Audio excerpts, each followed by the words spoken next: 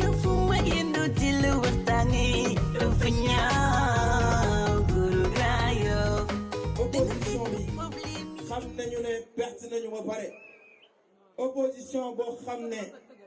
teg nañu ay candidats yoo xam ne malheureusement ci ñoom candidats yooyu mënuñu muy Grand Yoff ñu teg Madiop Diop bi nga xam ne certificat sax amu ko kooku nan la mën a gérer Grand Yoff mais quand même il faut qu'on soit sérieux nga demaat fële Dakar ñu teg Barthélémy Dias koo xam ne amoo sax baccalauréat nan la mën a gérer Dakar da nga xam ne dëgg Grand Yoff gëm nañu ne pare ngeen pour le changement. Est-ce que vous êtes prêts pour le changement? Donc votez massivement pour la coalition Benno Bokk Yaakaar. ñu ngi leen di gërëm bu baax di leen sant. Grand Yoff dafa soxla de nouveaux profils. bañ a nag topp li nga xam ne moom la ñuy def di yàq deru waa Grand Yoff. naan boo yoree xaalis di nga gagné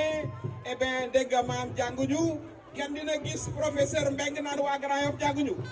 kenn du wax loolu fii ay borom xam-xama fi nekk il faut que Grand Yoff nag aussi ngeen wane loolu wane ne da ngeen bëgg ay maire de qualité un maire comme le DG Bakhoum bi nga xam ne gis ngeen programme bàyyiwul kenn de côté muy les jeunes muy les femmes muy les artisans muy les questions de santé de sécurité ku am xam-xam nag bëggal leen lu baax da ngeen di xëy teel dem woteel ko mun nañ leen garantie ne sécurité entière mooy am ci élection yi muy Grand Yoff di Dakar di Casamance wala muy feneen y aura la sécurité absolue xaaruñ ci kenn ñun ñooy assurer ñun suñu bopp suñu sécurité kon ñi nga xam ne nag xam nañ ne ils ont perdu d'avance parce que élection locale dañ ko mujj bëgg a def élection nationale ay la yewén na nationale danañ leen dóora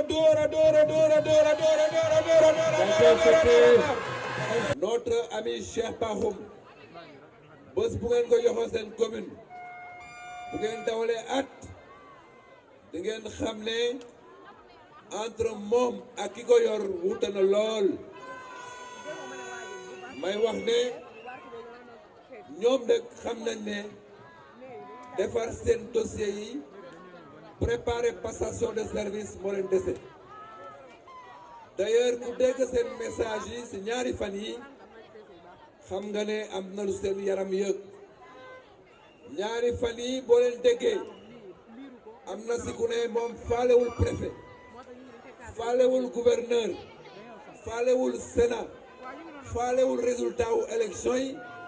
moom prison la bëgg a dem mais madame la présidente wax na ko léegi nous sommes dans un état sérieux nous sommes dans une république solide am na loo xamante ne ay waxu kasaw la rek Inch'Allah les populations de Dakar au soir du 23 janvier vont avoir comme maire de la ville Laye Diouf Sarr. Mais à Grand Yoff, les populations de Grand Yoff